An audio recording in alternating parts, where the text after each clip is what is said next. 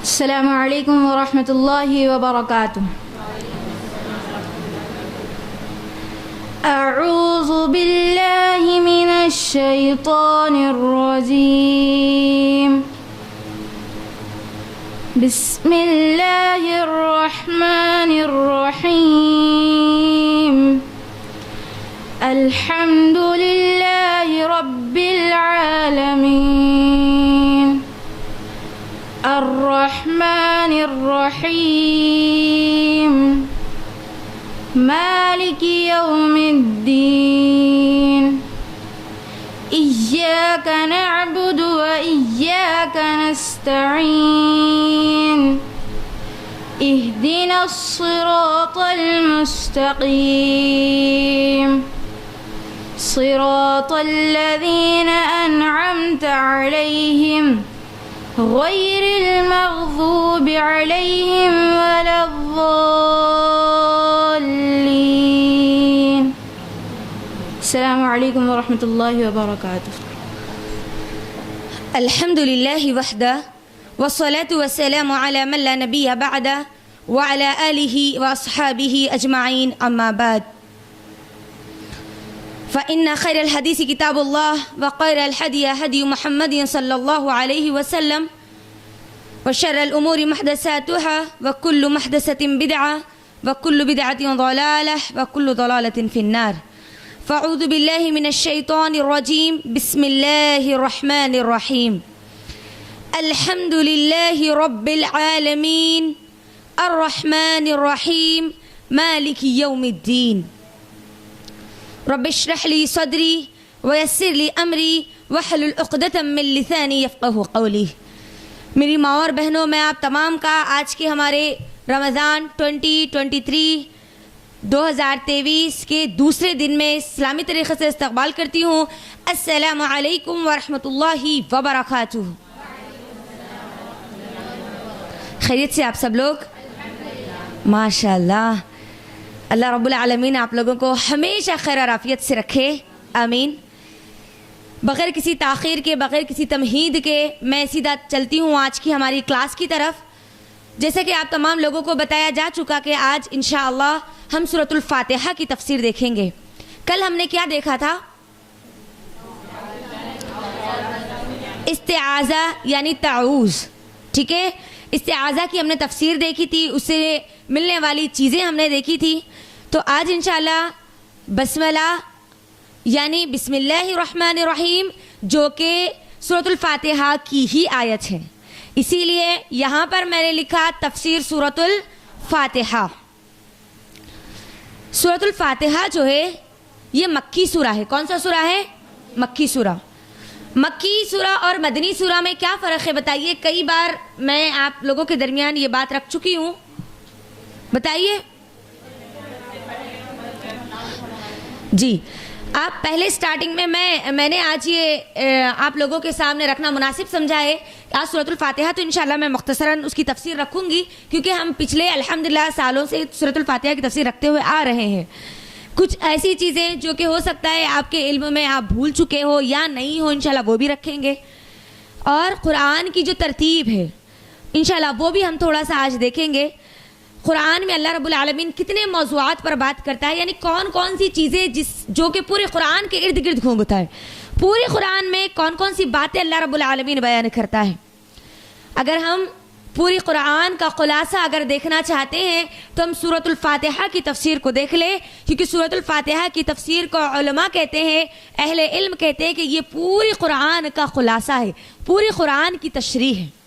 کیونکہ سورۃ الفاتحہ میں پورے کے پورے وہ موضوعات، وہ پورے کے پورے عناوین، یعنی ہر وہ مسئلہ، ہر وہ چیز جو پورے قرآن میں بیان کی گئی ہے وہ اس کا اشارہ کہیں نہ کہیں سورۃ الفاتحہ میں دے دیا گیا. تو پوری قرآن میں کتنی صورتیں ہیں؟ 114 صورتیں میں کچھ صورتیں مکی ہے اور کچھ صورتیں مدنی ہے. تو مکی اور مدنی ہونے کا ایک آسان سمپل اصول یاد رکھ لیجئے آپ لوگ. وہ صورتیں جو مکے میں یا مکے کے اطراف ہجرت سے پہلے جتنی بھی صورتیں نازل ہوئی، ہجرت اس کے اندر مین امپورٹنٹ ہے، ہجرت سے پہلے جتنی بھی صورتیں نازل ہوئی وہ تمام کی تمام صورتیں مکی صورتیں کہلاتی ہیں. اور ہجرت کے بعد یعنی نبی صلی اللہ علیہ وسلم نے جب مکہ سے مدینہ کو ہجرت کیا, ہجرت کے بعد اب جتنی بھی صورتیں نازل ہوئی وہ پوری کی پوری مدنی صورتیں کہلاتی ہیں. ٹھیک ہے, ہجرت کو یاد رکھنا ہے اس کے اندر. اب یہاں پر مکی صورتوں کی تھیم کیا ہے, یعنی مکی صورتوں میں اللہ رب العالمین کن کن چیزوں کے بارے میں بات کرتا ہے, مدنی صورتوں میں کون کون سی باتیں بیان کی گئی ہے. یاد رکھیے جتنی مکی صورتیں ہیں, مکی صورتوں میں سب سے زیادہ توحید, اللہ رب العالمین کا تعارف, ٹھیک ہے, آخرت کا بیان, قیامت کے احوال یعنی قیامت کے بارے میں بتایا گیا. جتنی مکی صورتیں ہیں یعنی ہجرت سے پہلے جتنی صورتیں نازل ہوئی اس کے اندر رسول اللہ صلی اللہ علیہ وسلم کی صداقت, رسول اللہ صلی اللہ علیہ وسلم کی رسالت اور سابقہ جتنی امتیں ہیں وہ تمام کی تمام امتوں کا بیان, جنت اور جہنم کا بیان. یہ ہم کو کس میں ملتا ہے, یہ زیادہ تذکرہ کس میں ملتا ہے, پورا مکی صورتوں میں. یعنی مکی صورتیں آپ جتنا مطالعہ کریں گے ان میں آپ کو ہر جگہ کہیں نہ کہیں یہ چیزیں ٹچ ہو کر رہے گی. اب مدنی صورتیں, مدنی صورتوں میں اللہ رب العالمین نے بنی اسرائیل کا زیادہ تذکرہ کیا ہے. بنی اسرائیل یہود اور نصارہ, ہم آگے بنی اسرائیل کے لفظ کو یاد رکھیے کیونکہ سورۃ البقرہ میں یہ لوگ بہت زیادہ آنے والے ہیں.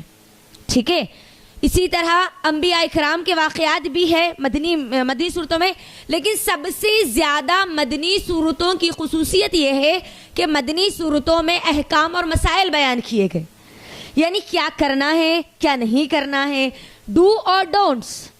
اور یہ ڈو اور کرنا یا نہیں کرنا یہ چیزیں کس میں شامل ہے, عبادت میں شامل ہیں. تو اب مدنی صورتوں, کیونکہ عبادت کا اصل مرحلہ کہاں سے شروع ہوا تھا, مدینے سے شروع ہوا, یعنی ہجرت کے بعد شروع ہوا. جتنی بھی چیزیں فرض کی گئی, پردے کے احکام مدینے میں جانے کے بعد, ہجرت کے بعد آئے. تو اب جتنے بھی احکام اور مسائل نازل کیے گئے وہ پوری تقریباً پورے کس میں ملتے ہیں, وہ پورے مدنی صورتوں میں ملتے ہیں.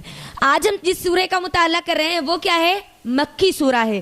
سورۃ البقرہ جو ہے وہ مدنی سورہ ہے. ٹھیک ہے انشاءاللہ. تو چلیے یہ چیزیں انشاءاللہ کلیئر ہو چکی. اب جو پورا قرآن ہے, پورے قرآن میں اگر ہم پورا قرآن کا مطالعہ کریں گے تو 3 موضوعات ہی آپ کو ملیں گے. ایزی سمپل ہے, پورا قرآن پڑھ لیں گے نا آپ کو یہ 3 چیزیں ہی ملے گی.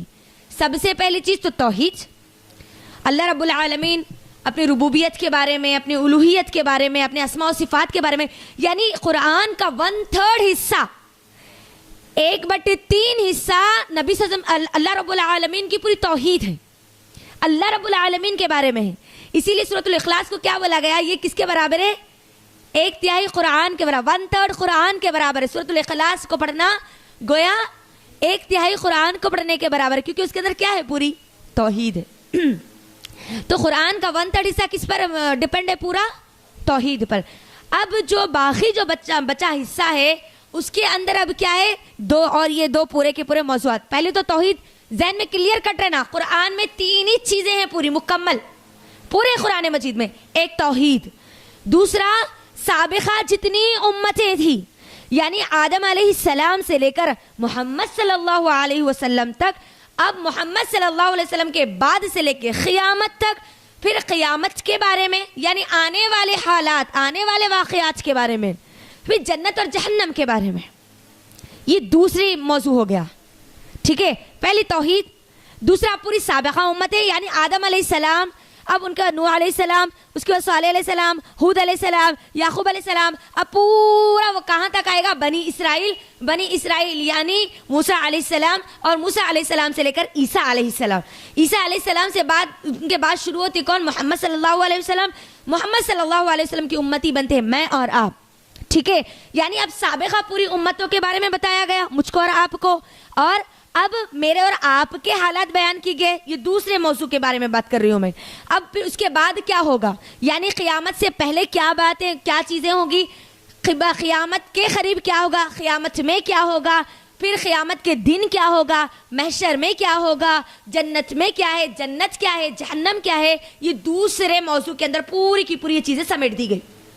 تیسری چیز احکام اور مسائل, یعنی آپ کو کرنا کیا ہے, کیا نہیں کرنا ہے, کیا جائز ہے, کیا نہیں ہے, کیا حلال ہے, کیا حرام ہے, کیا اللہ رب العالمین کو پسند ہے, کیا اللہ رب العالمین کو پسند نہیں ہے. یعنی اب احکام میں پوری عبادات کا پورا مرحلے ڈال دیے گئے. پردہ کرنا ہے تو کیوں کرنا ہے, کیسے کرنا ہے, کس طرح کرنا ہے. یہ پورا پردہ عبادت ہے نہیں ہے. آپ سورہ نور پڑھ رہے ہیں الحمدللہ, اسی لیے میں نے پردے کی اس کے اندر ایگزامپل لی ہے. سورہ نور کی تفسیر کو غور سے سنیے, یہ آپ کے لیے بہت فائدہ مند ہوگی انشاءاللہ. ایک نیا سورہ ہے, ہو سکتا ہے شاید ہم نے اس کی کبھی تفسیر نہ سنی ہو, آپ کے علم میں بہت اضافہ ہوگا انشاءاللہ. پردے کی خاص اس کے اندر آیتیں آئی الحمدللہ. تو اب یہ جو پردہ کرنا یہ عبادت ہے نہیں ہے, احکام اور مسائل میں ہے نا پورا. ہاں تو احکام اور مسائل یعنی جائز کیا ہے, حلال کیا ہے, حرام کیا ہے, کیا کرنا کیا نہیں کرنا, ڈو اور ڈونٹس, یہ پوری چیزیں ایک حصے میں آ گئی. تو پورا قرآن یہ تین ہی حصوں پر ڈپینڈ ہے. ایزی خلاصہ, اتنا آسان ہے قرآن. دیکھو ہم اس کو اتنی موٹی کتاب, اس کی اتنے موٹے تفسیروں کی کتابیں دیکھ کے ڈر کے بھاگ جاتے ہیں ہم لوگ. مائک کا خاص خیال رکھے. آن لائن سسٹر جو بھی جوائن کر رہی ہے پلیز, ماشاءاللہ ایک کثیر تعداد موجود ہے آن لائن. آپ اپنے مائک کا خیال رکھیں.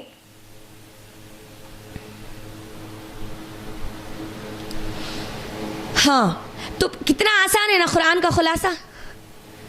اب مجھے بتائیے کس کا دل نہیں چاہ رہا کہ وہ پورا قرآن سمجھے. اتنی ایزی تھیم سے قرآن کی شروع کریں گے نا تو اللہ اکبر. آپ جب سورہ فاتحہ شروع کریں گے نا اس کو سمجھنے کی نیت سے, ہدایت کی نیت سے, تو اللہ رب العالمین آپ کو سورۃ الناس تک پہنچا دے گا آپ کی تڑپ کی وجہ سے, آپ کے جذبے کی وجہ سے انشاءاللہ. تو چلیے ہم سورۃ الفاتحہ کی طرف آتے ہیں. یہ تو پورا قرآن کا خلاصہ تھا جو میں آپ کے درمیان رکھ رہی تھی. سورۃ الفاتحہ جو ہے, فاتحہ کے معنی کیا ہے؟ ابتدا, شروعات, سٹارٹنگ. یہ خود اس کا نام ہے. یہ پہلا سورہ ہے. جیسے ہی ہم قرآن کھولیں گے ہم کو یہ پہلا سورہ ملے گا. اس کے کئی نام ہم کو حدیث میں ملتے ہیں, جیسے ام الکتاب, ام القرآن, الفاتحہ, الرقیہ, السبع المثانی. ٹھیک ہے, کئی اس کے نام ہم کو ملتے ہیں. ام الکتاب یعنی کتابوں کی ماں, ام القرآن قرآن کی ماں. ایک گھر کی بنیاد جو ہوتی ہے وہ ماں, جس گھر میں ماں نہ ہو وہ گھر ہوتا نہیں ہوتا. تو بالکل اب یہ جو سورہ ہے نا, اب یہ سورہ قرآن کی ماں ہے, ام القرآن بولا جا رہا. اس کے اندر وہ تمام موضوعات ہیں جو کہ پورے کے پورے قرآن کا اس کے اندر تذکرہ کرے گی. یعنی اگر کسی کے گھر کی ماں کو اگر پوچھ لے تو وہ پورے گھر کے حالات بتا دے گی نا, بتائے گی کہ نہیں بتائے گی. تو اب یہ سورہ فاتحہ کو سمجھیں گے نا, پورے قرآن کو یہ بتا دے گا کہ قرآن میں کیا کیا چیزیں ہیں, کیا کیا باتیں ہیں. اسی طرح قرآن کو رقیہ بولا گیا. ٹھیک ہے, رقیہ یعنی دم کرنا نا. ہاں سورۃ الفاتحہ شفا ہے. ٹھیک ہے, ایک مرتبہ ابو سعید خدری رضی اللہ تعالی عنہ سفر پر تھے. ٹھیک ہے, رقیہ کس طرح ہے وہ انشاءاللہ اس کا ذکر کروں گی. سفر پر تھے, وہ کہتے ہیں کہ ہمارے ساتھ کچھ صحابہ بھی موجود تھے, اور راستے میں ہم لوگوں نے ایک جگہ پڑاؤ ڈالی. وہاں پر ایک باندھی آئی, ایک غلام عورت آئی, ایک سلیو وومن آئی, اور آ کر کہنے لگی ہمارا جو سردار ہے اس کو کسی زہریلی جانور نے کاٹ لیا, کیا تم میں سے کوئی دم کرنا جانتا ہے, کیا تم میں سے کوئی رقیہ کرنا جانتا ہے. تو اس میں سے ایک صحابی اٹھے جو صحابہ وہاں پر موجود تھے, اور وہ گئے وہ سردار کے پاس, اور جا کر انہوں نے جہاں پر وہ زہریلے جانور میں کاٹا تھا وہاں پر ہاتھ رکھا اور پھر دم کیا, اور پھر واپس آئے. جب واپس آئے تو دیکھا کہ ان کے ساتھ بہت ساری بکریاں ہیں, بہت سارے تحفے موجود ہیں. صحابہ دیکھ کر پوچھنے لگے کہ یہ کیا ماجرا ہوا, کیا تم کوئی ایسا دم بھی جانتے ہو جس کی وجہ سے تمہیں یہ چیزیں ملی. تو وہ صحابی کہتے ہیں کہ ہاں, میں نے اس سردار کو یہ دم کیا اور اس کو اللہ نے شفا دے دی, اور اس کے بطور تحفے کے طور پر اس نے مجھے یہ عطا کیا. صحابہ کہتے ہیں وہ صحابی کو, جس صحابی نے دم کیا, ان کو کہتے ہیں کہ اب تم کسی چیز کو ہاتھ مت لگانا, کیونکہ ہم نہیں جانتے کہ یہ چیز ہمارے لیے جائز ہے یا نہیں ہے, حلال ہے یا نہیں ہے. صحابہ مل کر اللہ کے نبی صلی اللہ علیہ وسلم کے پاس جاتے ہیں, اور اللہ کے نبی صلی اللہ علیہ وسلم کو پورا ماجرا سناتے ہیں. اور اللہ کے نبی صلی اللہ علیہ وسلم کہتے ہیں کہ تمہیں کیسے پتا کہ یہ جو سورۃ الفاتحہ ہے یہ رقیہ ہے. تو پتا کیا چلا, سورۃ الفاتحہ کیا ہے؟ اگر ہم کو کہیں پر درد ہے، اگر ہم چاہتے ہیں کہ ہم کو شفا ملے تو ہم سورۃ الفاتحہ کو دم کر سکتی ہے. 7 مرتبہ صحیح حدیث سے ثابت ہے کہ جہاں پر ہم کو درد ہو، جہاں پر تکلیف ہو، جہاں پر ہم کو شفا چاہیے، وہاں پر ہم اپنا سیدھا ہاتھ رکھیں اور 7 مرتبہ سورۃ الفاتحہ پڑھے اور ہم اپنا جو منہ ہے اسے پھونک مارے تو اللہ رب العالمین کی ذات سے امید ہے کہ اللہ رب العالمین ہم کو شفا دے دے گا. ٹھیک ہے، لیکن پورا کب شفا ہوگی؟ پڑھنے پر شفا ہوگی. سورۃ الفاتحہ لکھ کے پانی میں گھول کے پلانے سے شفا نہیں ہوگی. سورۃ الفاتحہ لکھ کے گلے میں لٹکانے سے اس کی شفا نہیں ملے گی. خود پڑھ کر پھونکنا ہوگا. سورۃ الفاتحہ تو چھوٹے چھوٹے بچے کو یاد ہوتی ہے. ٹھیک ہے، ہاں تو چلیے. سبع المثانی یعنی 7 آیتوں والی سورہ ہے یہ. آپ لوگ ذرا سورہ مصحف کو کھولیے. میں نے کل کہا تھا کہ سب کے ہاتھ میں مصحف ہونی چاہیے. جلدی.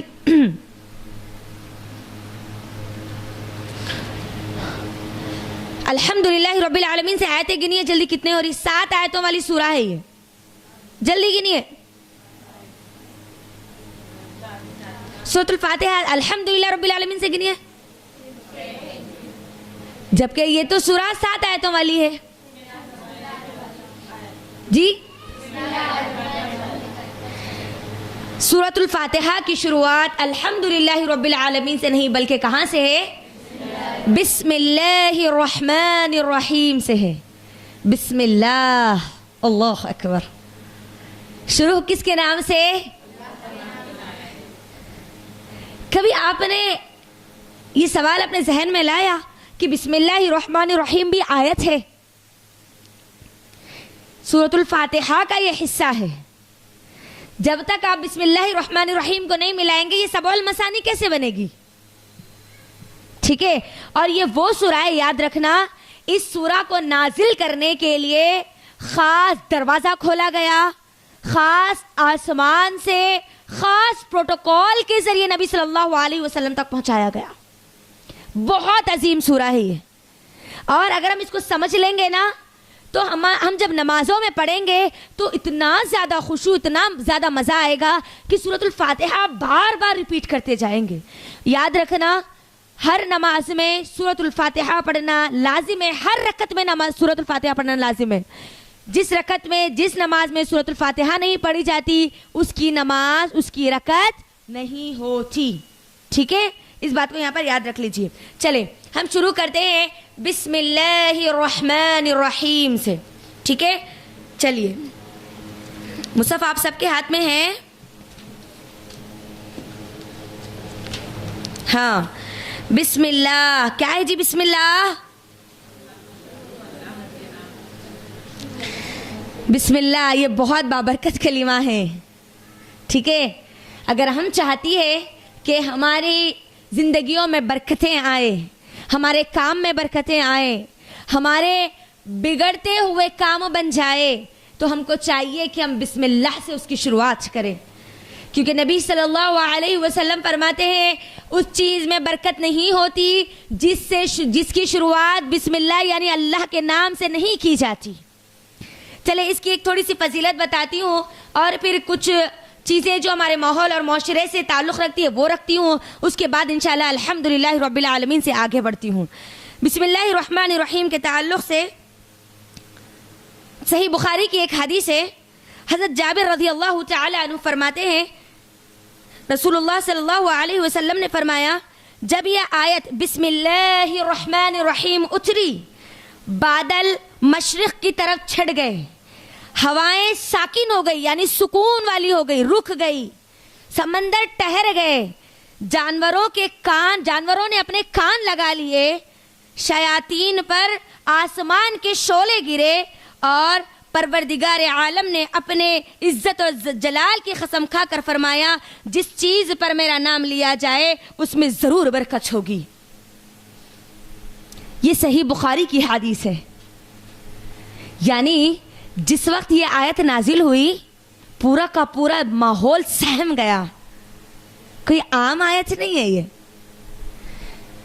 اگر کوئی محفل ہو اس کے اندر کوئی وی آئی پی آئے تو کیا ہوتا ہے؟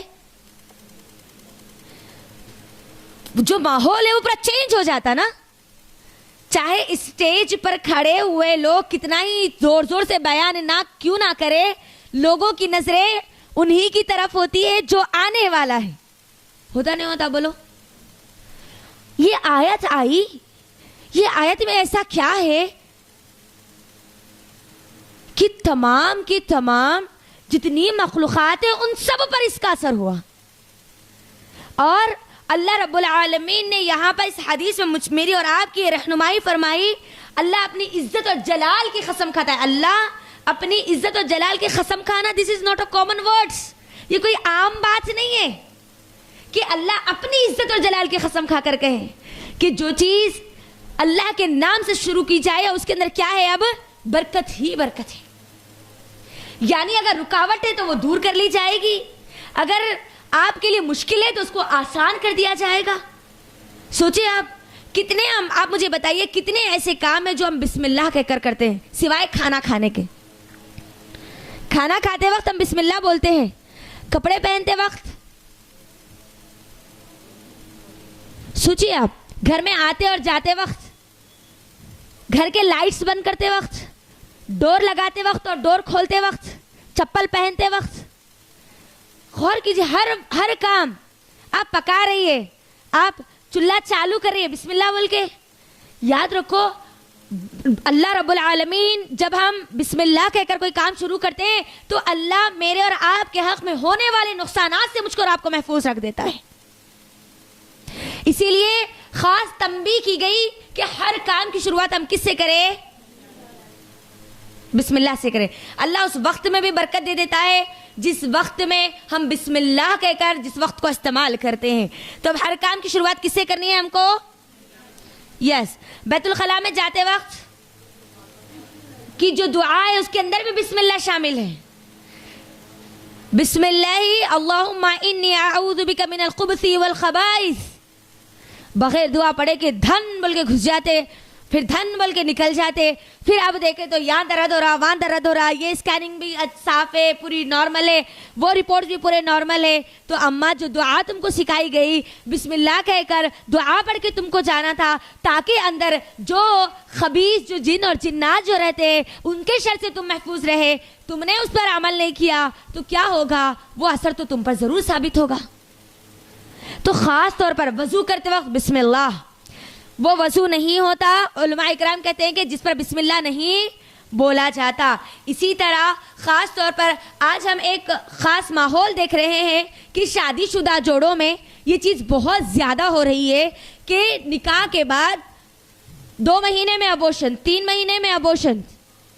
کیوں ہو رہے ہیں یہ؟ ایک تو ہماری نئی نسل جو ہے وہ علم سے دور ہے. آج واقعی علم سے دین کے علم سے بہت زیادہ دور ہے. بسم اللہ ایک ایسی چیز ہے شیطان کے ہر سر سے اللہ رب العالمین اس کلمے کی وجہ سے آپ کو بچا لے گا. یہاں پر دیکھیے صحیح بخاری کی یہ حدیث کتاب الوضو کے اندر یہ حدیث لائی گئی ہے. حدیث کیا ہے میں آپ کو یہاں پر پڑھ کے سناتی ہوں. بخاری اور مسلم متفقن علیہ کی حدیث ہے.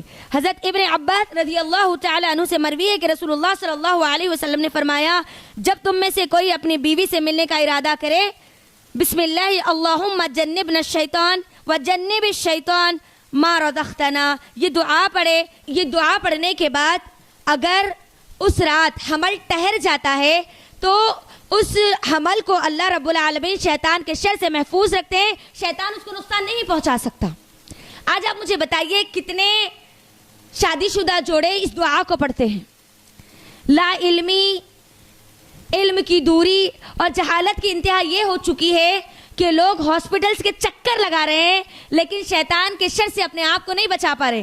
یہ میں نے اس کو خاص طور پر اسی لیے انڈیکیٹ کیا کیونکہ تفسیر ابن کثیر میں ابن کثیر رحمہ اللہ نے خاص طور پر یہاں پر ذکر کیا ہے ہماری نوجوان نسل یہ اگر یہ دعا نہیں پڑھے گی تو کیسے وہ شیطان کے شر سے اپنی ہونے والی اولاد کو بچا پائے گی. ہم دیکھ رہے ہیں 1 مہینے کا حمل چلا گیا، 2 مہینے کا حمل چلا گیا، بچے کی دھڑکن نہیں آئی. یہ زیادہ ہو رہا ہے نا، ہم سن رہے ہیں نا، یہ بات زیادہ ہو رہی ہے ہمارے پاس. اس کی وجوہات کیا ہے؟ آپ نے اس وقت اپنے بچے کو شیطان کے شر سے، یہ ایک وجہ بن سکتی ہے، کوئی اور وجوہات بھی ہو سکتی ہے لیکن اس کے اندر ایک جو سب سے بڑی وجہ ہے وہ کیا ہے؟ اس دعا کا نہ پڑھنا ہے، بسم اللہ سے شروعات نہ کرنا ہے. تو اس چیز کا خاص اہتمام کریں. اس چیز کو یاد رکھیں. اگر ہم چاہتے ہیں شیطان کے شر سے اپنے آپ کو بچا لے, شیطان چاہتا ہے کہ کہیں نہ کہیں کسی نہ کسی طرح مجھ کو اور آپ کو نقصان پہنچائے. تو ہم کو ہمارے پاس ہتھیار کیا ہے؟ اللہ رب العالمین کا نام ہے, بسم اللہ ہے. جس دروازے کو بسم اللہ کہہ کر لگایا جاتا ہے اس دروازے سے شیطان داخل نہیں ہوتا. تو کتنا آسان کلمہ, کتنا اچھا کلمہ ہے. تو ہم کو چاہیے کہ ہر کام کی شروعات کس سے کریں؟ ہم بسم اللہ سے کریں. چلے اب اس کے بعد ہم قرآن کی شروعات بھی کس سے کریں گے؟ اب استعاذہ تو پڑھیں گے الحمدللہ پورے و جذبات کے ساتھ. اب پھر بسم اللہ الرحمن الرحیم, رحمان اور رحیم کیونکہ سورۃ الفاتحہ میں بھی آ رہا ہے تو انشاءاللہ ہم اس کو وہاں پر دیکھتے ہیں. چلیے کیا ہے الحمدللہ؟ حمد تعریف کس کے لیے ہے؟ اچھا آپ سب کو سورۃ الفاتحہ یاد ہے؟ پڑھیے آپ سب لوگ ایک مرتبہ. بسم اللہ الرحمن الرحیم. جی سحر نہیں کرے.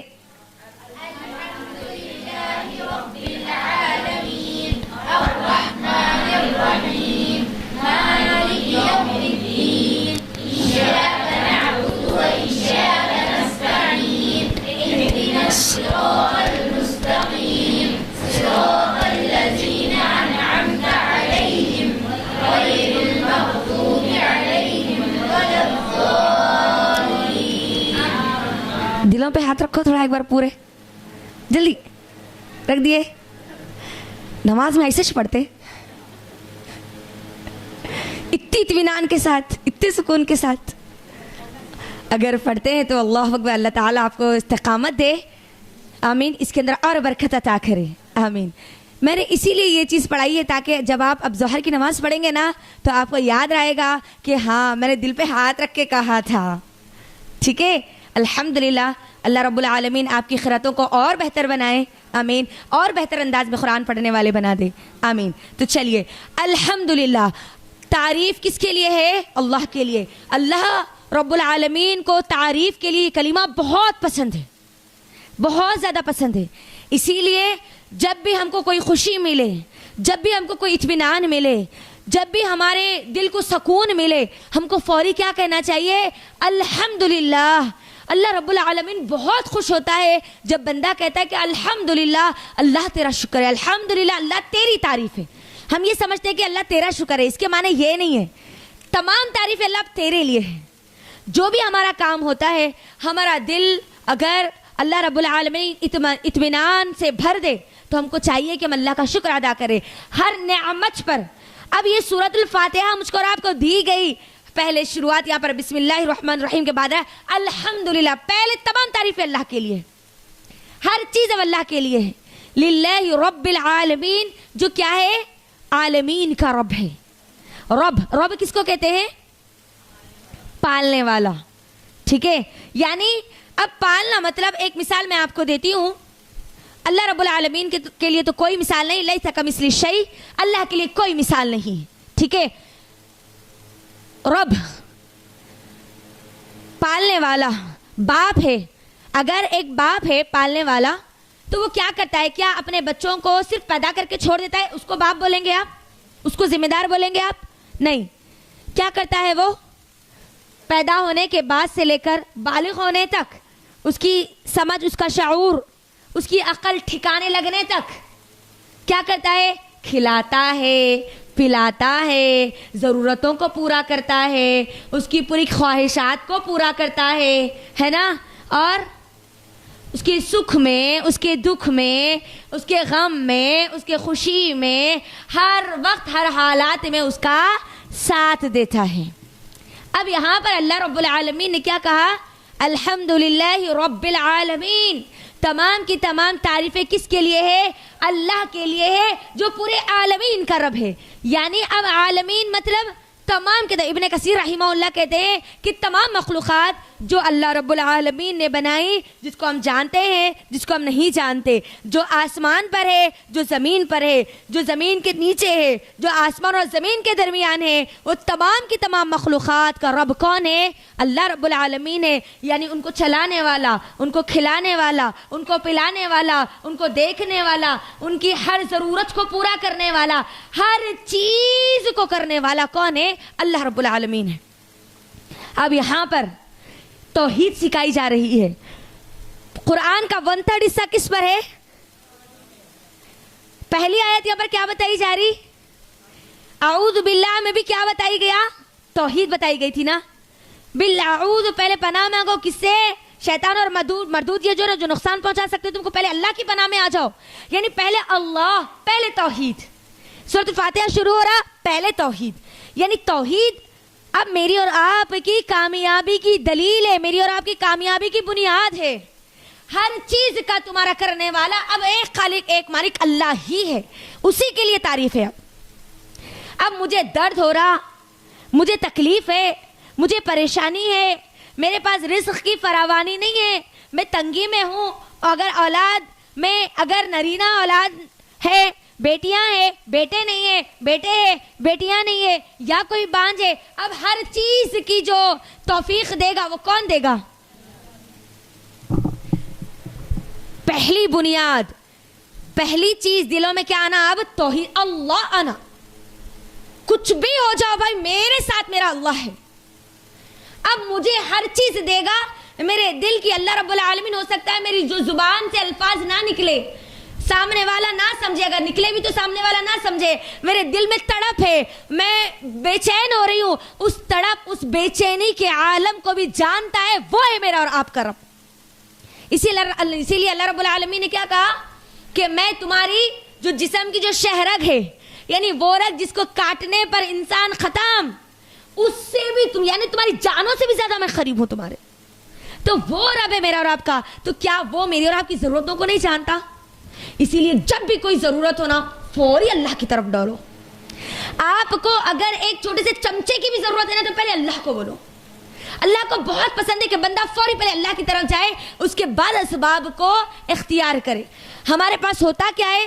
شرک کی بنیاد کب آئی؟ جب اسباب کو اختیار کیا گیا، اللہ کو چھوڑ دیا گیا، یا اسباب کے ساتھ اختیار کیا گیا. نہیں، اللہ رب العالمین کو کوئی کام کرنے کے لیے اسباب کی ضرورت نہیں ہے.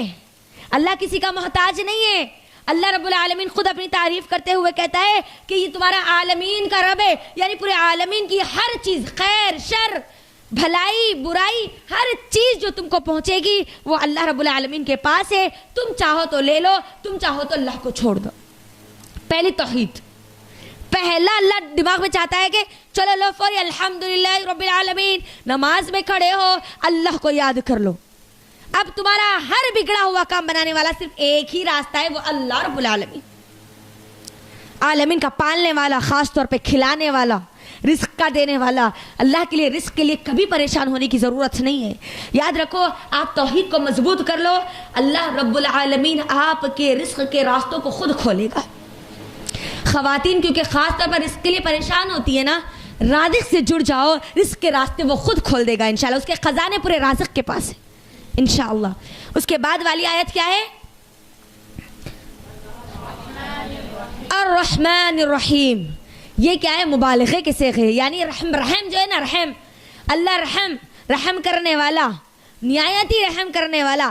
رحمان اور رحیم یہ اللہ رب العالمین کی صفات ہے. ٹھیک ہے، اللہ رب العالمین کے نام ہے. اللہ رب العالمین کے کئی نام ہیں، 99 نام ہم کو قرآن میں ملتے ہیں، اور احادیث میں بھی کئی نام ہیں، اور کئی ایسے نام ہیں جو خود اللہ جانتا ہے. کل قیامت کے دن نبی صلی اللہ علیہ وسلم کو اللہ رب العالمین سکھائے گا، اور ان ناموں کے وسیلے سے اللہ رب العالمین سے جب دعا کرے گی نبی صلی اللہ علیہ وسلم، تو اللہ رب العالمین وہ دعا کو قبول کرے گا. یعنی جب دعا ہم کو، انشاءاللہ میں آگے آؤں گی، دعا کا طریقہ بھی ہم کو اس کے اندر سکھایا گیا ہے. اللہ کی صفات کو اپنی دعاؤں میں استعمال کریں، کیونکہ اللہ رب العالمین بہت خوش ہوتا ہے جب بندہ اللہ کو اس کی صفات کے ساتھ، اس کے ناموں کے ساتھ پکارتا ہے. تو اللہ رحمان اور رحیم. کیا فرق ہے جی رحمان اور رحیم میں؟ کئی بار ہو چکی ہماری یہ تفسیر. بولیے اللہ کہاں ہے؟ بولیے مجھے. عرش پر ہے. الرحمن علی العرش استوى. سورہ طہ میں اللہ نے کہا نا, ہاں رحمان اللہ رب العالمین جب عالمین کا رب ہے نا تو رحمان بھی پورے عالمین کے لیے ہے. پوری کی پوری جتنی مخلوقات ہے وہ پوری کی پوری مخلوقات پر رحم کرنے والا ہے. لیکن جو رحیم ہے نا وہ صرف اپنے مومن بندوں پہ ہے, جو کل قیامت کے دن اللہ رب العالمین ہوگا. یعنی اللہ رب العالمین کتنا انصاف کرنے والا ہے. دیکھیں دنیا میں جو اللہ کی رب کی بات مانے یا نہ مانے, لیکن اللہ رحم کرے گا, ان کو بھی کھلائے گا, ان کو بھی پلائے گا, ان کو بھوکے نہیں مارے گا. دیکھ رہے ہیں نا ہم کافر جو اللہ رب العالمین پر جھوٹ باندھ رہے ہیں, اللہ ان کو بھی کھلا رہا, ان کو بھی پلا رہا, ان کے بھی دماغوں کو استعمال کرنے لگا رہا. اور جو اللہ تعالیٰ اللہ رب العالمین کو مانتے ہیں ان کو بھی اللہ تعالیٰ عطا کر رہا ہے. لیکن کل قیامت کے دن کیا ہوگا, جو اللہ رب العالمین کی بات مانیں گے انہی کو اللہ رب العالمین کا رحم نصیب ہوگا. یا تو فری ویل ہے, ٹھیک ہے, فری ہے آپ کے لیے, چاہے تو کرے چاہے تو نہ کرے. لیکن وہاں پر کیا ہو گیا, ہاں وہاں پر اب آپ کے لیے پاسورڈ ڈال دیا گیا. پاسورڈ کیا ہے, مومن بننا ہے آپ کو, اللہ کا رحم ہونا, تو کیا بن جانا, مومن بن جانا. اور مومن بننے کے لیے ہم کو معلوم ہے کہ اللہ رب العالمین نے جو وحی نازل کی اس کے مطابق عمل کرنا. رحمان اور رحیم بہت آسان ہے. رحمان میں اللہ کے رحم کا جو مبالغہ ہے وہ زیادہ ہے, ٹھیک ہے, رحم کا جو محبت ہے وہ زیادہ ہے. رحیم جو ہے وہ صرف اور صرف اللہ قیامت کے دن اپنے بندوں پر ہی ہوگا, مومن بندوں پر ہی ہوگا. کافروں پر, مشرکوں پر, منافقوں پر اللہ رب العالمین رحم نہیں کرے گا, ٹھیک ہے. ہاں اب یہاں پر دیکھو اللہ رب العالمین نے پہلے اس کی ہم کو تعریف سکھائی, پھر اس کے نام سکھائے, پھر اس کے بعد اللہ رب العالمین کیا کہتا ہے, مالک یوم الدین. اور اللہ کون ہے, یوم الدین, دین یعنی بدلے والا دن. او میرے بندے, تجھے کھلانے والا میں ہوں, پلانے والا میں ہوں, رحم کرنے والا میں ہوں, یہاں بھی میں ہوں, وہاں پر بھی میں ہوں. اور یاد رکھ, اگر تو مجھے رب نے مانا تو میں مالک یوم الدین بھی ہوں. اس دن اب تجھے میں بدلا دوں گا, تیرے جزا تیری سزا, تیری نیکی تیری بدی, تیرا خیر تیرا شر, ہر چیز تجھے کھول کر بتا دوں گا. یہ آیت مومنوں کے لیے ایک بہت بڑا ہتھیار ہے. معلوم ہے آپ کو, جس کے دل کو تکلیف ہوتی ہے نا کبھی کسی ظلم سے, اگر کوئی آپ پر ظلم کرے یا اگر آپ کو تکلیف دے یا آپ پریشان ہو, تو مومنوں کو یہ آیت بڑی خوشی دیتی ہے کہ میرا رب قیامت کے دن کا مالک ہے, وہ جانتا ہے. آج میری بات لوگ نہیں سمجھ رہے, آج میں حق پر ہوں, اس کے بعد بھی میں بتا نہیں پا رہی ہوں. مجھے دبا دیا جا رہا ہے, میری آواز کو بٹا دیا جا رہا ہے, مجھے ختم کیا جا رہا ہے, میری آواز کو ختم کیا جا رہا ہے. مالک یوم الدین, میرا رب قیامت کے دن کا مالک ہے. اس دن ہر چیز معلوم ہو جائے گی. اب آپ سوچئے, اگر اللہ رب العالمین قیامت کا دن نہ رکھتا تو پھر انصاف ہمارے ساتھ کیسے ہوتا جن پر ظلم کیا جاتا ہے نا. کتنی بڑی آیت ہے نا, دل اطمینان میں کہ کوئی بات نہیں, دنیا میں بدلہ نہیں ملا, میرا رب ہے نا, قیامت کے دن کا مالک ہے نا, وہ دیکھ رہا ہے نا, وہ سن رہا ہے نا, وہ ہر چیز کو جانتا ہے نا, نو پرابلم, میرا رب ہے نا, ختم.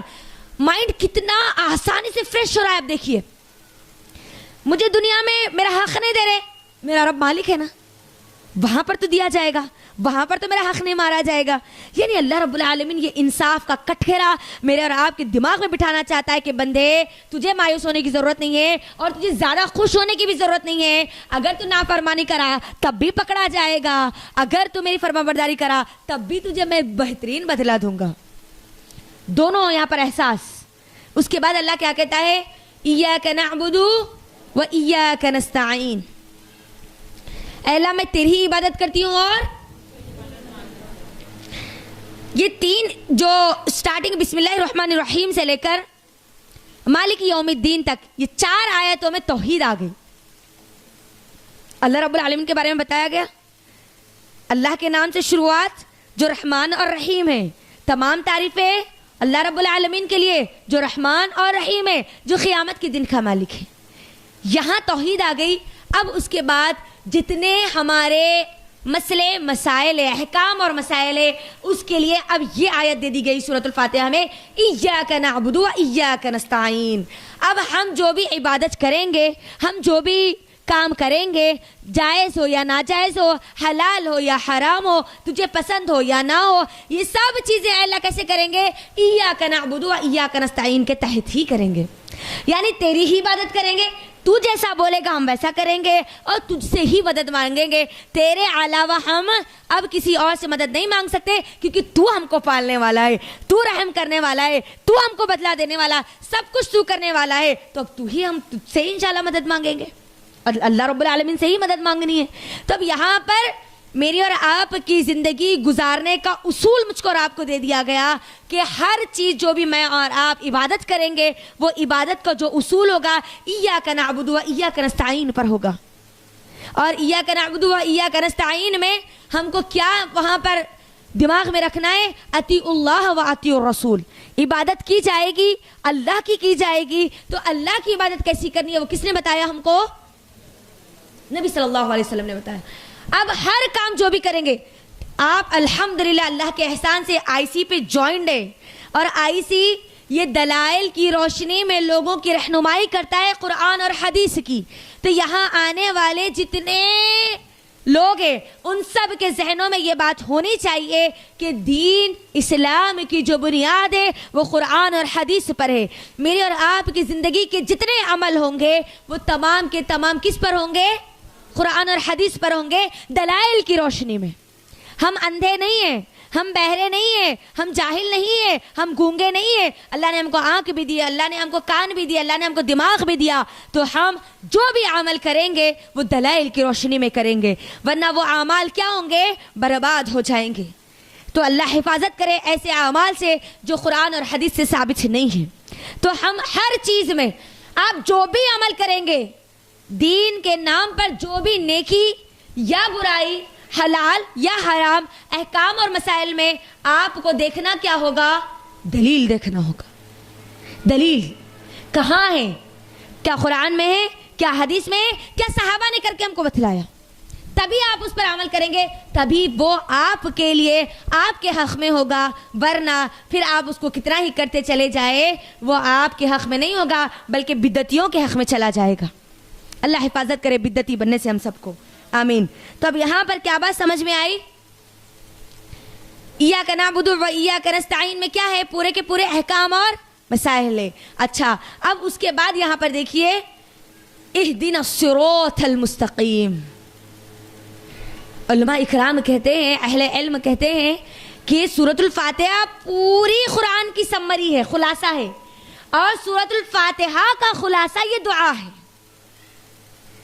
یعنی اللہ نے یہ دعا سکھانے کے لیے تم کو توحید سکھائی، تم کو احکام اور مسائل سکھائے۔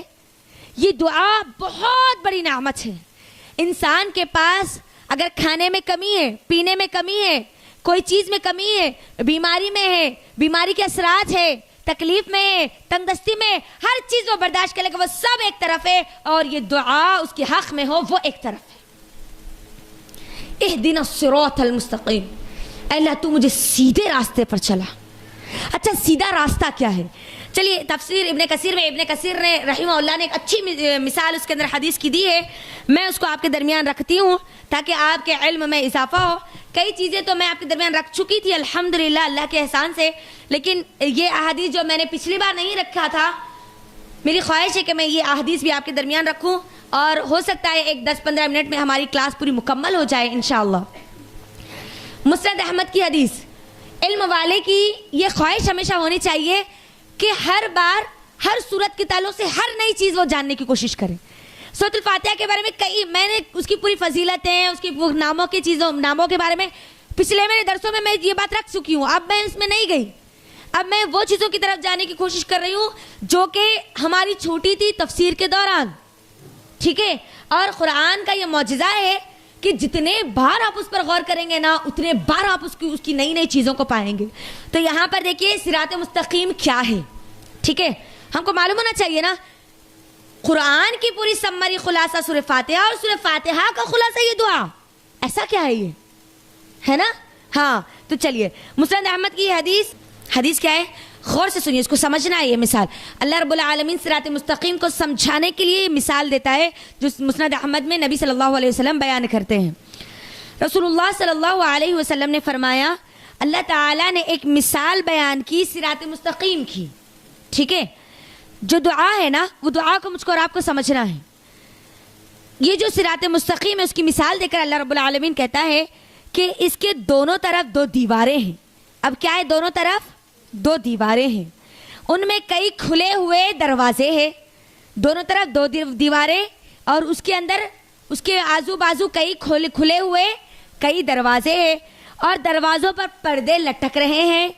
صراط مستقیم کے دروازے پر ایک پکارنے والا مقرر ہے, صراط مستقیم پر ایک پکارنے والا ہے اور صراط مستقیم کے دروازے پر ایک پکارنے والا موجود ہے, مقرر ہے.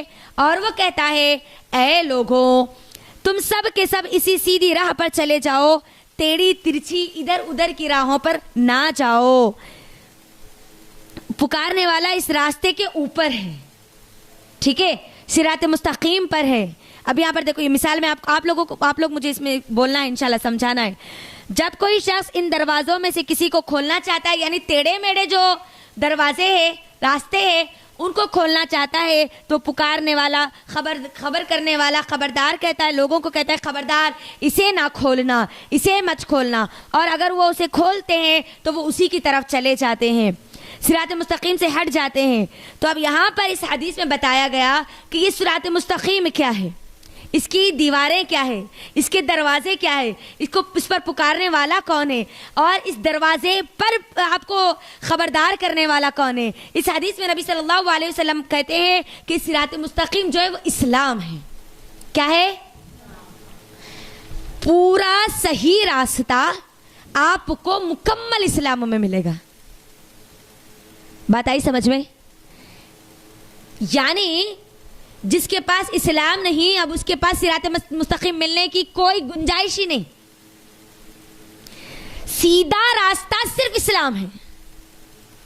کامیابی کی ضمانت کا جو سیدھا ڈائریکٹ جانے والا راستہ وہ کیا ہے؟ اسلام ہے, اور مکمل اسلام ہے.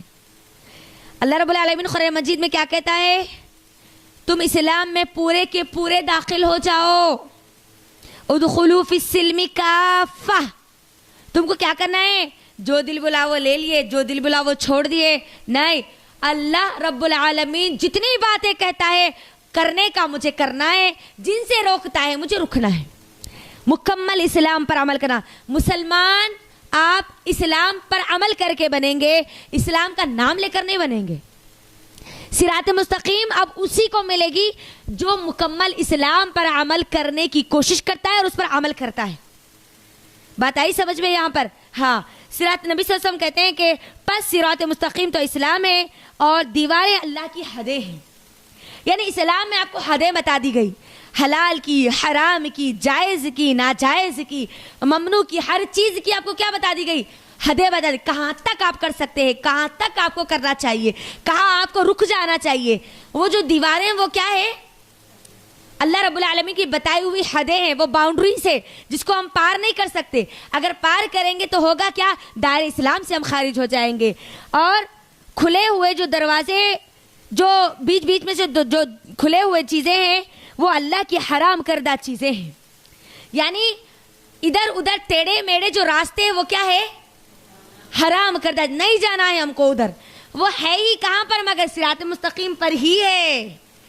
یعنی جنت کو حاصل کرنا, سیدھے راستے پر جانا, یہ کوئی ایزی کام نہیں ہے میری بہن. کلمہ پڑھ لیے, مسلمان بن گئے, مسلمان گھر میں پیدا ہو گئے, بس زبردست برقع پہن لیے, خمار پہن لیے, ختم ہو گیا. اب مسلمان گھر میں مرے تو اپن جنت میں تو اور کون جاتے؟ ایسا کرے تو جنت میں کوئی بھی نہیں جاتے جب تک صراط مستقیم پر چلنے کے لیے. یعنی آپ کو مشکلات اب صراط مستقیم پر چلنے میں ہے. حرام کی چیزوں کو کرنے میں مزہ بہت ہے, فائدہ بھی دنیاوی بہت آپ کو دکھے گا, لیکن وہ اللہ کی حرام کردہ چیزیں ہیں.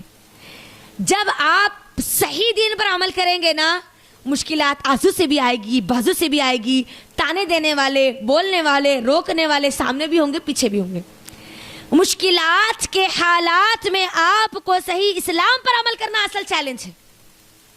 اسی لیے کہا جاتا ہے نا, ترقیوں کی دوڑ میں उसी का जोर चल गया, बना के रास्ता जो भीड़ से निकल गया। अकेले अगर चलना होता तो उसमें क्या मजा होता, कोई भी चला जाता, सीधा रास्ता पकड़ता और चला जाता। मुश्किलात को हटाते हुए, वो भीड़ में से निकलते हुए वो रास्ते को तलाश करना ही असल है। ये कह कि मुश्किल आ गए अम्मा, अब सही रास्ता मालूम होने के बाद ही जितने मुश्किल आ रहे, इतने बीमारियां आ रहे, इतने मुसीबत आ रहे, सही रास्ते पे आने के बाद ही हमको आजमाया जाता है। हलाल और हराम मालूम हो गया, हलाल वाजे, हराम वाजे, हराम के रास्ते हमारे सामने हैं। अब आपको देखना है, चूज आपको करना है, चॉइस आपकी है। तो ये जो आजू बाजू के जो दरवाजे हैं वो क्या है, अल्लाह की हराम करदा चीजें हैं। दरवाजे पर पुकारने वाला कुरान है। ये कुरान मुझको और आपको आवाज लगाता है, अल्लाह ने तुम्हारे लिए हलाल किया, ये हराम किया, ये जायज है, ये नाजायज है, ये करना है, ये नहीं करना है। हमको पुकारने वाला कौन, कुरान है। और रास्ते के ऊपर से पुकारने वाला, यानी दरवाजे के पास से पुकारने वाला, खटका देने वाला जो है वो हमारे ईमान के, जो ईमान वाले होते हैं ना, उनके दिल की कैफियतें हैं। उनके अल्लाह रब्बुल आलमीन ने जो दिल के अंदर हमारा जो नफ्स रखा है, नफ्स 3 किस्म के ना, नफ्स लव्वामा, नफ्स अम्मारा, नफ्स मुतमइन्ना। तुम्हारा नफ्स है जो तुमको रोकेगा, रुक जा, दरवाजे में मत जा, ये हराम की तरफ मत जा। कुरान में तो अल्लाह ताला ने कह दिया, ये पुकारने वाला है कुरान, तो मुझको और आपको कह दिया, देख बंदे ये हलाल, ये करना, ये नहीं करना, ये तौहीद है, ये शिर्क है, ये सुन्नत है, ये बिदअत है। लेकिन अब उस करते वक्त भी वहां पर हमारे दिल से वहां पर आवाज आती है कि ये मत कर, ये कर, ये मत कर। तो वो जो दिल का जो खटका है वो कौन है, हाँ, दरवाजों के पास पुकारने वाले हैं। फिर वहां पर इस हदीस को मुकम्मल किया जाता है। अब यहाँ पर बात ये समझ में आई कि सिरात मुस्तकीम, ये जो सीधा रास्ता है, ये मुकम्मल इस्लाम है। मुकम्मल इस्लाम पर जब तक हम अमल नहीं करेंगे तब तक हमारी जन्नत की कोई गारंटी।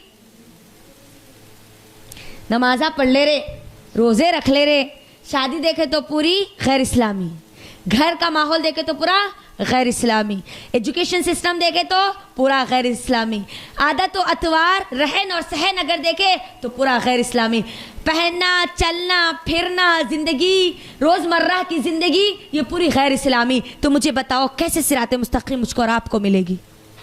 और सिरात मुस्तकीम पर चलने के लिए, इस्लाम पर चलने के लिए हिदायत असल चीज़ है। सिरात मुस्तकीम पर चलना यानी अल्लाह से हिदायत का सवाल करना।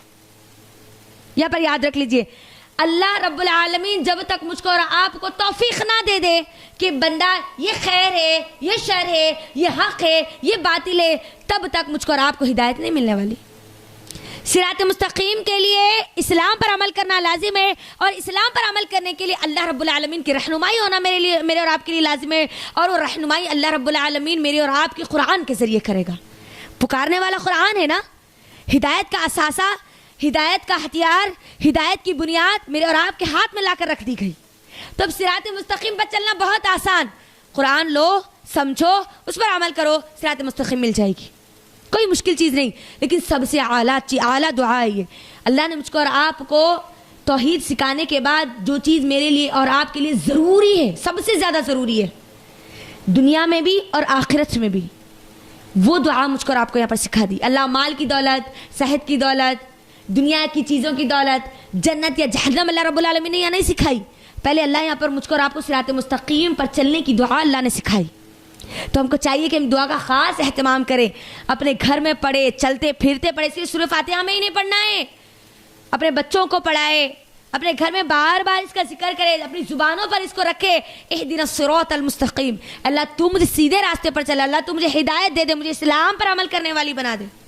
अच्छा, अब मुझे सीधे रास्ते पर चलना है, इस्लाम पर अमल करना है, तो कोई तो मेरे सामने होना चाहिए ना, जिसको देखकर मैं उस पर अमल करूँ तो मेरे लिए आसानी हो जाए। जब इंसान पहली बार रास्ते पर चलता है तो बहुत मुश्किलात आती ना उसको। एक मरतबा अगर कोई चला जाए, पीछे से अगर कोई आ रहा है तो उसके लिए आसानी होगी, मुश्किल होगी?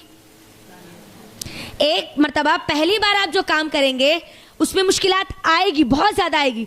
वही काम अगर कोई और कर रहे हैं, आपका तजुर्बा लेकर, आपका मशवरा लेकर, तो क्या उसके लिए मुश्किल होगी, आसानी?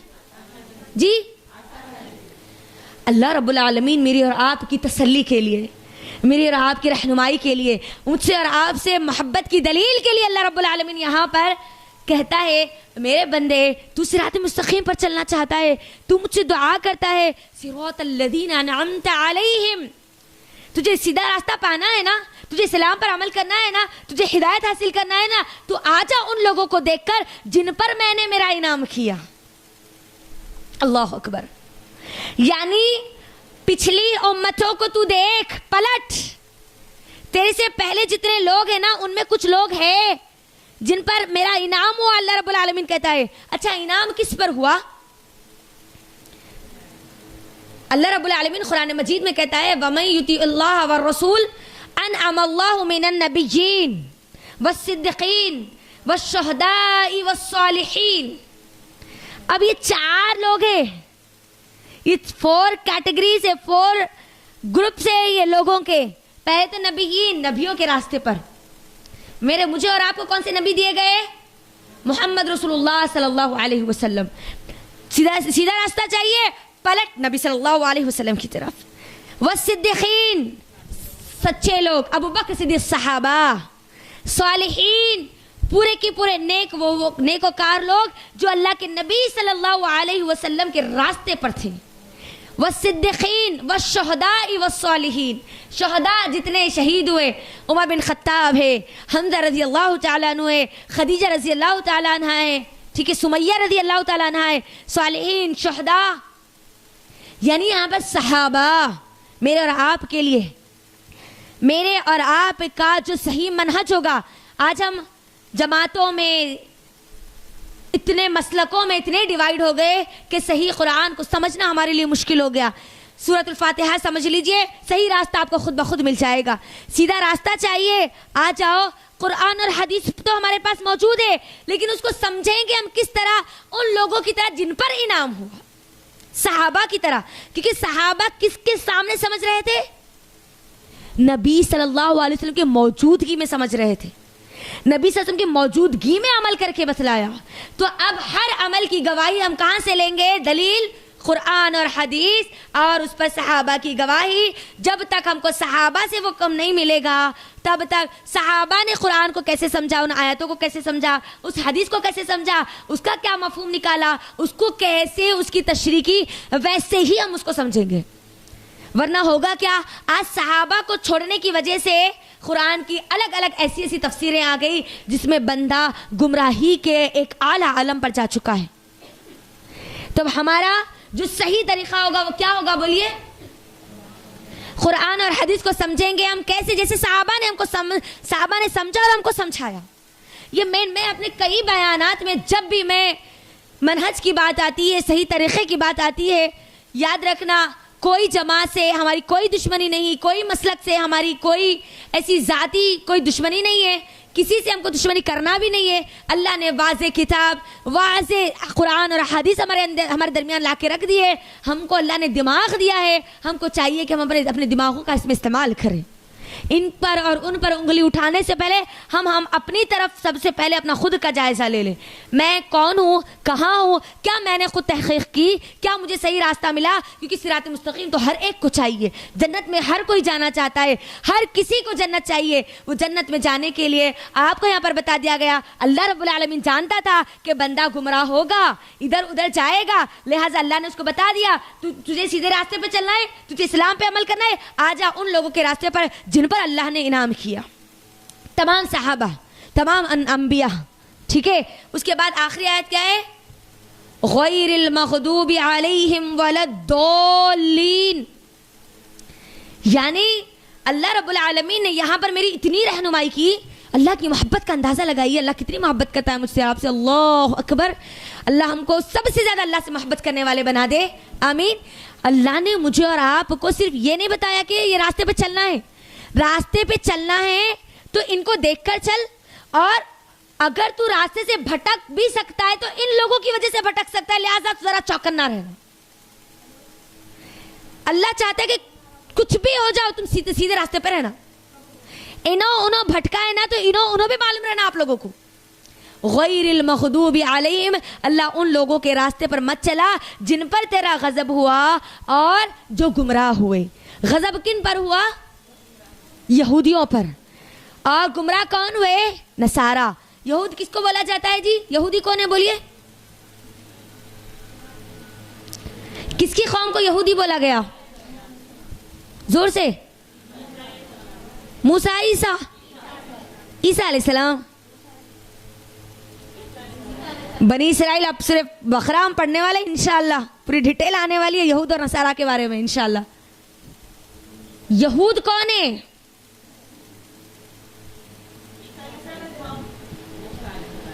موسیٰ علیہ السلام کی قوم یہود. نصارہ کون ہے؟ نصرانی، کرسچنز. عیسیٰ علیہ السلام کی قوم. تو یہاں پر اللہ اگر چاہتا تو دونوں کو اللہ غصے والے بول دیتا. اللہ اگر چاہتا تو دونوں کو گمراہ بول دیتا. اللہ نے یہاں پر دونوں کے لیے الگ الگ الفاظ کیوں استعمال کیے؟ کیوں اللہ نے کہا کہ یہودیوں پر غضب ہوا، اللہ کا عذاب آیا، اللہ ان کے اوپر غصے میں آیا؟ اور کیوں نصارہ کو کہا، یعنی عیسائیوں کو کہا کہ وہ گمراہ ہو گئے؟ اللہ چاہتا دونوں کے لیے ایک ہی لفظ استعمال کرتا نا. اللہ رب العالمین کے ہر ایک لفظ کے استعمال کرنے میں ایک بڑی بڑی زبردست تھیم رہتی پیچھے. بولیے یہودیوں کو کیوں بولا گیا؟ کہ وہ لوگ غضب میں ہیں، اللہ کے غصے میں ہیں. اب یہاں پر نا ایک بہت بڑی بنیادی بات بتائی جا رہی ہے.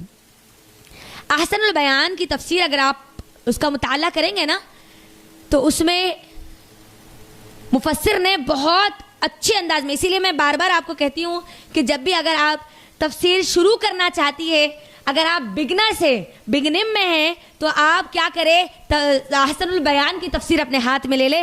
بہت آسان ہے سمجھنے کے لیے، بہت ایزی سمپل وے اس کے اندر دیا گیا. قرآن کی آیتوں کو سمجھنے کے لیے آسان مثالیں دی گئی. یہود اور نصارہ کے درمیان سب سے بڑا جو فرق کیا ہے معلوم ہے؟ یہود جو تھی نا وہ اللہ رب العالمین کی بہت پسندیدہ قوم تھی، بنی اسرائیل پوری. یہودیوں کے پاس علم تھا، ہر چیز کا علم تھا، ہر چیز وہ جانتے تھے، لیکن اتنے بہانے کرتے تھے اور اس پر عمل نہیں کرتے تھے. علم تھا، عمل نہیں تھا، اسی لیے وہ کیا ہو گئے؟ اللہ کے غضب میں چلے گئے. جو عیسائی تھے ان کے پاس علم نہیں، عمل زیادہ ہو گیا. انہوں نے اللہ رب العالمین کی حرام کردہ چیزوں کو اپنے لیے حلال کر لیا، علم ہوتے ہوئے عمل نہیں کیا اس کے اوپر. نصارہ نے کیا کیا؟ محبت کے معیار کو اتنا بڑھا دیا کہ عیسیٰ علیہ السلام کو سیدھا اللہ کا بیٹا ہی بنا دیا. یہود نے عزیر علیہ السلام کو اللہ کا بیٹا بنا دیا اور عیسائیوں نے کیا کیا؟ عیسیٰ علیہ السلام کو اللہ کا بیٹا بنا دیا. یعنی عیسائی عبادت میں، عمل میں بہت پکے ہوتے ہیں علم کے بغیر، اور یہود علم ہوتا ہے لیکن عمل میں پورے پیدل، پورے زیرو. تو ہم کو نہ یہ یہود کی طرح بننا ہے نہ یہ نصارہ کی طرح بننا ہے، کیونکہ اگر علم آ جائے عمل نہ ہو تب بھی آپ صراط مستقیم پر نہیں ہیں. آپ کے پاس عمل آ جائے علم نہیں ہے تب بھی آپ صراط مستقیم پر نہیں ہیں. اللہ خاص یہ دو گروہ کا نام لے کر کہتا ہے، یہ دو گروہ کے بارے میں ہم کو علم حاصل کرنا ہے. کون ہے یہ لوگ؟ کیوں اللہ یہ یہودیاں ہے کون؟ انہوں نے کیا کیا کیا تھا؟ کیا ایسے ایسے کام کیے تھے؟ کیا کیا ان کے پاس علم تھا؟ یہ نصارہ ہے، کیا کیا عمل کرتے تھے بغیر علم کے؟ بغیر علم کے عمل، اتنا عمل کہ عیسیٰ علیہ السلام کے سامنے سجدہ بھی کر دیا، اللہ کا حصہ بنا دیا، اللہ کا بیٹا بنا دیا، نعوذ باللہ. تو اب ہم کو یہاں پر علم اور عمل کی جو بنیاد ہے اس کو سمجھنا ہے. ایک مسلمان، ایک مومن ہمیشہ علم کے ساتھ عمل کی بنیاد کو بھی لے کر چلتا ہے. ٹھیک ہے؟ تو اب یہاں پر یہ سورۃ الفاتحہ جو ہے اس میں اللہ رب العالمین نے مجھ کو اور آپ کو پورا مکمل قرآن کا خلاصہ اللہ نے بتلا دیا. میں اور آپ جو بھی کام کریں گے علم کی بنیاد پر کریں گے اور وہ عمل علم آنے کے بعد پختگی سے کریں گے. معلوم ہو گیا؟ ہاں معلوم ہے جی. کس کو نہیں معلوم جی صحیح طریقہ؟ آج ہے نہیں ہے بولو اللہ اکبر. ظاہر تو ہم مسلمان ہیں لیکن اپنے آپ کو ہم دیکھ لیں کہ کہیں ہمارے دل یہود اور نصارہ میں تو شامل نہیں ہو گئے. جب بھی کوئی چیز کا علم آنے کے بعد اگر عمل میں اگر ہم آگے پیچھے ہو گئے تو سمجھ جانا کہ کہیں میں یہودیوں کے گروہ میں تو نہیں چلی گئی. اور جب بھی اگر کوئی چیز آپ کے دماغ میں آئے یہ عمل کرنا کب سے کی کرتے ہوئے آ رہے, دادی کر رہے, ان کے ہمارے پورے زمانے سے کر لیتے ہوئے آ رہے, اب بول رہے, اب آیا کہتے علم, تو کیا سوچ لینا کہیں ہم نصارہ میں تو نہیں ہیں. ہر چیز کا صرف فاتحہ میں سے دیکھو آپ پورا قرآن کی سمری فیوریٹ سورہ آپ پڑھے کبھی, اس کو بڑا مزہ آئے گا پڑھنے میں. اس کو سمجھ کر پڑھیں گے نا. نمازوں میں جو ہم چند سیکنڈوں میں جو نمازیں ہو رہی نا وہ چند گھنٹوں کئی گھنٹوں تک جائے گی. وہ یہ پوری چیزیں لے کر ہم انشاءاللہ سورۃ الفاتحہ کو پڑھیں گے نا نمازوں میں بہت مزہ آئے گا انشاءاللہ. تو اللہ رب العالمین خاص طور پر مجھ کو اور آپ کو یہاں پر تنبیہ کرتا ہے کہ اے میرے بندے تجھے میں نے دعا سکھائی ہے صراط مستقیم کی, تو صراط مستقیم پہ چلنا چاہتا ہے تو ان لوگوں کو دیکھ لے جن پر انعام ہوا. اور ان لوگوں پر انعام کیوں ہوا؟ کیونکہ انہوں نے اللہ کی نازل کردہ وہی اس کی تعلیمات پر عمل کر کے بتلایا, تبھی جا کر ان پر انعام ہوا. رائٹ, بغیر عمل کے انعام ہوگا؟ علم آ گیا عمل نہیں آیا تو یہود کی طرف, اور اگر عمل کر رہے مگر علمش نہیں ہے کر لیتے ہوئے آ رہے نصارہ. مگر ہم کو نہ یہود بننا ہے نہ نصارہ بننا ہے, نہ ہم کو جہالت کی اس دیوار پہ جانا ہے نہ اس دیوار پر جانا ہے, بلکہ مجھے اور آپ کو سیدھا جو راستہ ہے صراط مستقیم اس پہ چلنا ہے. بات آئی سمجھ میں؟ تو چلیے یہاں پر انشاءاللہ ہماری سورۃ الفاتحہ کو ہم مکمل کرتے ہیں. ہم نے آج اس سورۃ الفاتحہ سے کیا سیکھا وہ بولیے. سب سے پہلی چیز تو اللہ کی تعریف سیکھی. مجھ کو اور آپ کو ہر چیز میں شروعات اللہ کے نام سے کرنی ہے. تعریف سب سے زیادہ اللہ کی کرنی چاہیے, اور اس میں دعا کا طریقہ مجھ کو اور آپ کو سکھایا گیا. اللہ اگر چاہتا تو سورۃ الفاتحہ کو اہدنا الصراط المستقیم سے شروع کرتا, لیکن اللہ نے شروع نہیں کیا, بلکہ اللہ نے یہ سکھایا کہ بندہ اگر تو چاہتا ہے کہ میں تیری دعا قبول کروں تو پہلے میری تعریف کر.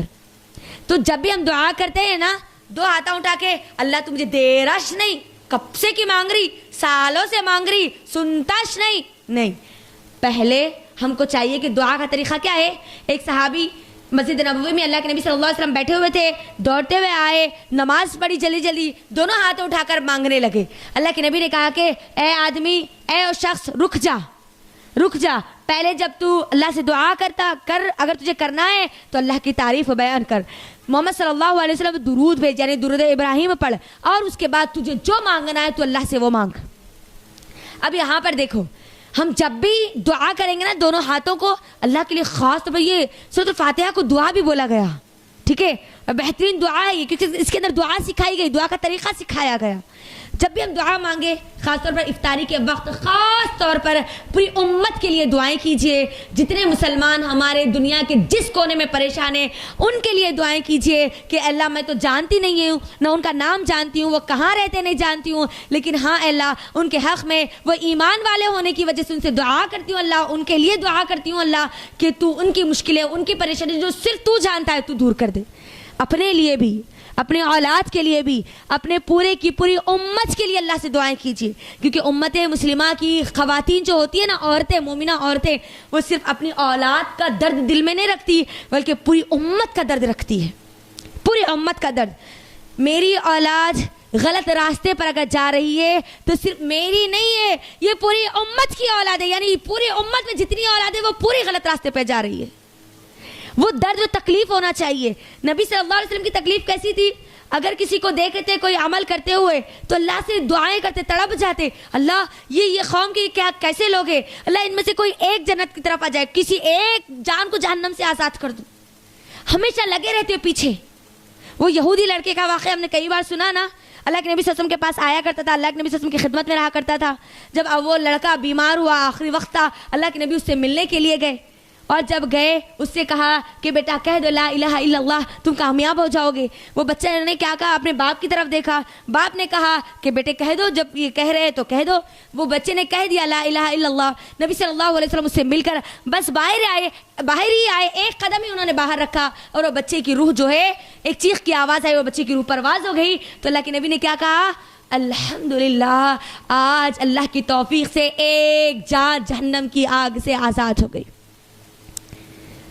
سوچیے اب یہاں پر کیسا درد تھا. تو یہ امت میں یہ گناہ، یہ برائیاں، یہ فحشی، یہ دیکھ کر کے ہمیں تکلیف نہیں ہونی چاہیے؟ اللہ سے دعائیں، یہ رمضان ایک بہترین موقع ہے میرے اور آپ کے پاس. اللہ نے دعا کرنے کا سورۃ الفاتحہ مجھ کو اور آپ کا طریقہ بتلایا ہے. ہم کو چاہیے کہ ہم اللہ سے خوب خوب خوب خوب دعائیں کریں، خاص طور پر اس طریقے سے کریں جو طریقہ مجھ کو اور آپ کو سکھایا گیا ہے. اپنے لیے تو ہم کریں ہی کریں، لیکن پہلے ہم اپنی امت کے لیے کریں.